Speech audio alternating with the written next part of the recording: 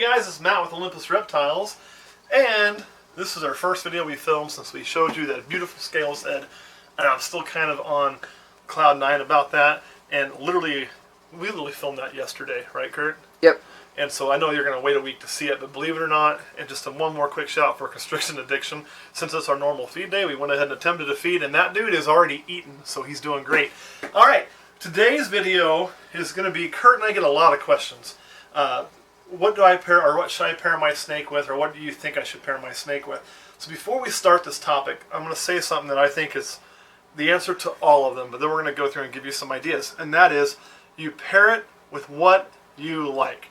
So you find what you want to make, what's good to your eye, and that's what you work to make, because that's what's going to keep that drive and passion going.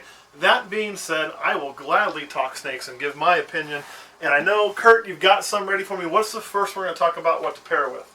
Banana. Banana, which means I get to get my girl out here and show her off. She don't want to eat my face today.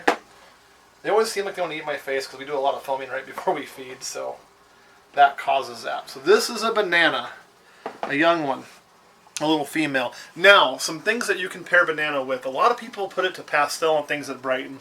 Now, for me, guys, that is not where it's at when it comes to banana.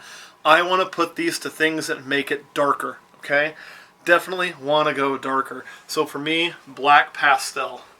You can't beat it. You put that to black pastel, it's just a stellar thing. Let me try to show you the difference here. There we go. So this would be our male black pastel banana. And you can see how much of that lavender it brings out, how cool the pattern looks.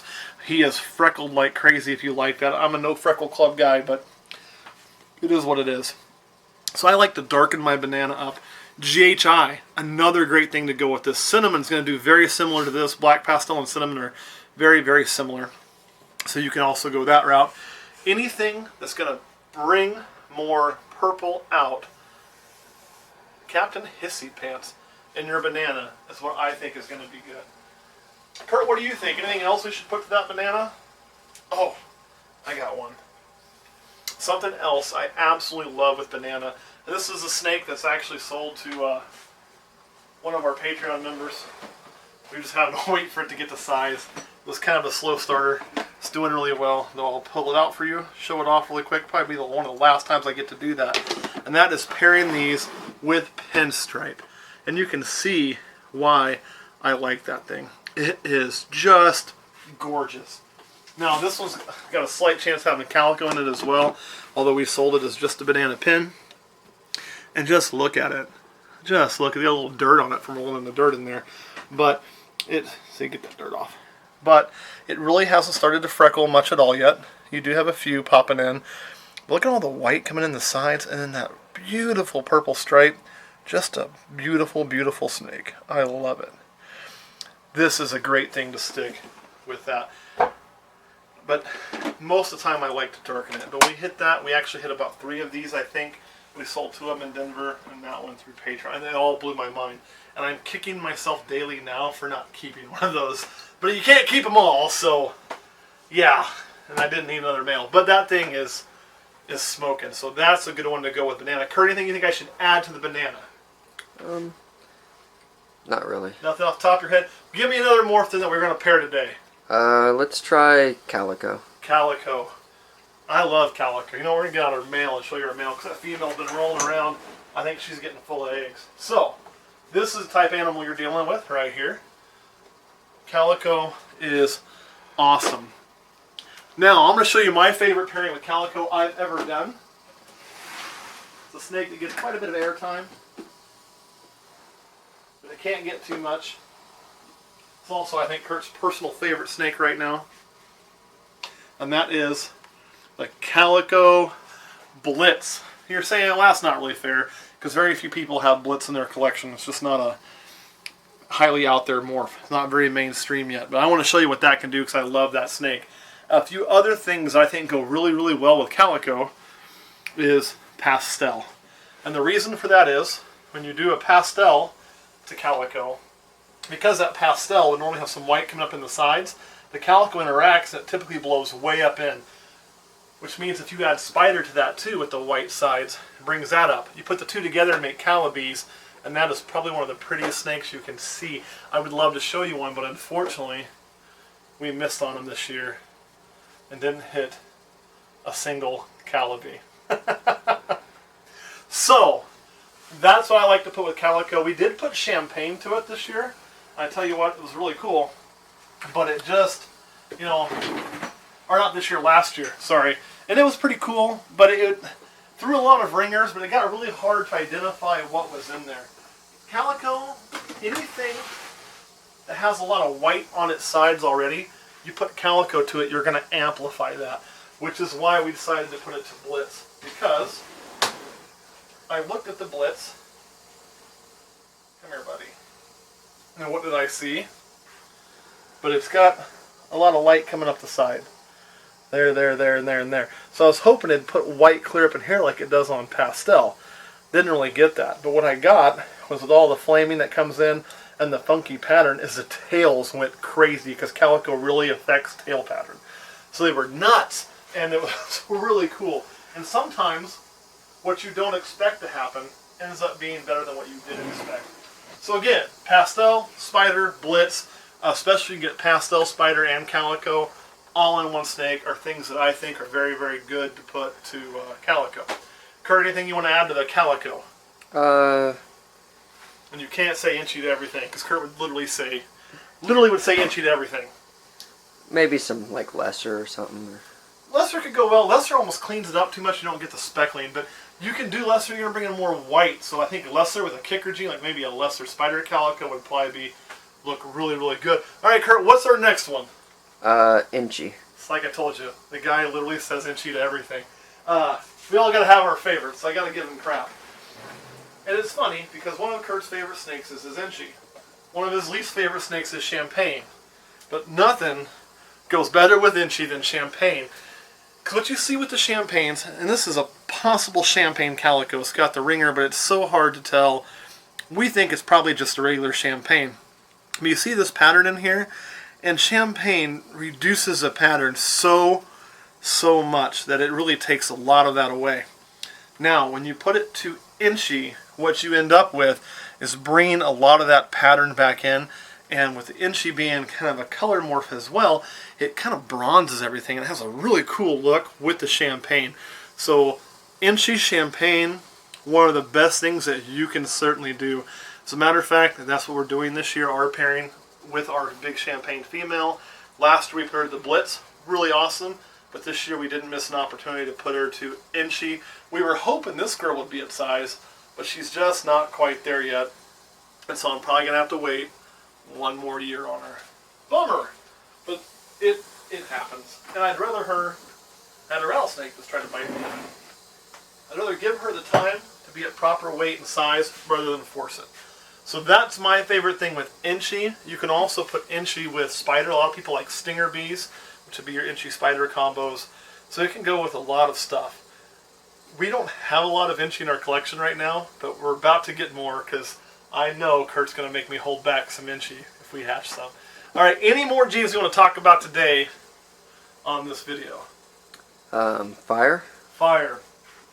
Now fire is a really cool gene because I don't have any single gene fires. I don't believe. Pretty sure. Yeah, I sold them all. Fire is a cleaner gene. So what it's going to do is it's going to make things better, right? It's not gonna. It's just improves everything it touches. So, if I can get in here, I'm not waiting me. So fire is gonna brighten everything up. You're gonna try to bite me. Oh, you are. Come on, little buddy. Oop. There we go. Fooled you. So, let's see this snake here. And I can't pull out his whole tub because he has the controller built in. This is what we believe to be a fire yellow belly. It's going to look a whole lot like its mother right here when it grows up, which is, guess what? A fire yellow belly.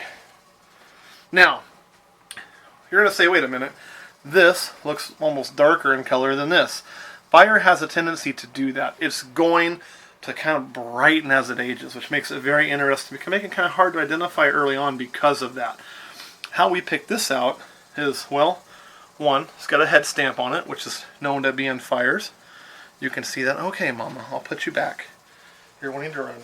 Get on. Oh. Get on in there. And then number two is the color. It's much brighter than a normal. It's much brighter than a yellow belly. Then you look at the belly pattern, and you can see that yellow belly pattern in there for sure. I mean, even when you get down here, the belly actually takes on a yellow tone. But then when you start looking, you have tons of flaming, and in some places it even starts one way and goes a different way in the flaming, which is pretty normal with a fire and a yellow belly to cause flames. So you'd expect a lot of flaming in that snake, which you have. She has a lot more flaming than her mom. Her mom doesn't have much at all, so what we weren't sure was if yellow belly was in there or if it was just fire. But there's no doubt that this snake certainly has yellow belly. I like fire. Fire also with pastel. You make fireflies. You can make super flies. People put it with vanilla. It looks great. Fire is one of those genes that I don't think there's something you can put it to and really be disappointed.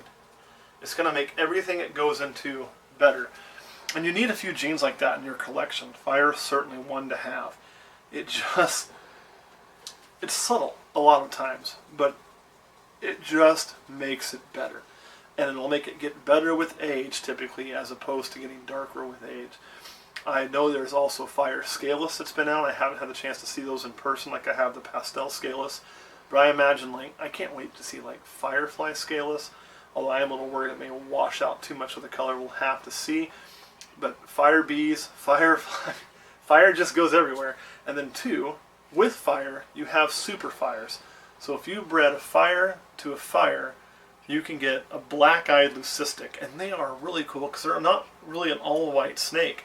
They'll typically have splotches of color on them. And that color is going to be a screaming bright color, brighter than what you see here even. And it's just going to be a patch here and a patch there and a patch there. And the rest of the snake will be all white with the eyes being jet black. Unlike the blue-eyed Lucy's with the blue eyes. So it has a really cool potential in what it can do. Alright, Kurt, there's also about 5 lines of fire. Fire, sulfur, a lot of those are going to do very similar things, and when bred together they're really but fire is the one that I'd go with if you can, because it's probably the most common one out there, and it's just kind of easier to know what you have. Kurt, any questions about fire, or anything you'd want to add with fire? Enchi? Enchi! Of course he says enchi, and you can't go wrong with putting fire to enchi. Enchi is another one of those genes. It's kind of a cleaner gene. It purifies things, and so fire and enchi together, fire and yellow belly together, make for a very, very nice snake. Alright, any questions about what to pair your snake to? No. Oh, one more thing. You told me to talk about this, and I almost forgot. So I'm glad I glanced down and remembered it. And what that is when you're picking your pairings, one thing you never heard us mention was this pairing will make you X amount of dollars. Never said it. And there's a reason why I didn't say it. I am a big believer that if you're going to do this as a large-scale hobby, a hobbyist business, like we are kind of right now, or if you have aspirations of making a full-blown business and replacing your job or making a side income or any of that, any aspiration beyond keeping 5 or 6 snakes, you have to consider the money. You just have to, because you're going to end up, you're going to end up selling babies to support your hobby. That's what you're going to do. And if you want to support your hobby and not have it be a burden, you got to make some income off of it. Even just to break even, or even to get close to being even, so it's not a drain. Now, the reason we didn't talk about the money on here is when I pick my pairings, one thing I can tell you is if you're picking pairings you like, okay, others will like them too. It doesn't mean it's going to be the biggest money pairing you could have done, but if you like it, others, you're going to find other people your similar taste, no matter how wacky your taste may be, that are also going to like that snake, and they're going to want to purchase that snake. So as long as you're making things that are healthy, that's the biggest thing. And I don't try to breed normals because I don't want to, make $20 a sale. I can't even. It actually probably costs me more to raise up a normal to the size that I want it to be to sell it, to make sure it's healthy and all of that before I actually sell it than it does for me to sell it. I have more invested in that normal than I get. So you're obviously not trying to do that. But whether it's, a firefly or a bumblebee, those are pretty common in today's age, and they're not going to draw big money. If that animal is something that excites you when it hatches out, which you guys know bumblebees are for me, I make them every year. I don't make them because they pay the bills, I make them because I like them. And that's something I want to really say, is you're going to be much happier doing that. But you do have to think about the finances of it. So when you're picking your pairings, you're better off picking morph to morph if you can, to get a less likelihood of normals, but make the things that you want to make, not just make the things that you think will make you money. People will see through that. They will every time. All right, Kurt, anything else you want to add? No. All right, guys, thanks for watching. Hopefully you like some of my pairing ideas. Maybe you think I'm crazy. Maybe you want to put banana to pastel all day long, and if you do, go for it. Because, again, it's all about what you want, not about what I want. Thanks for watching. We'll see you next week.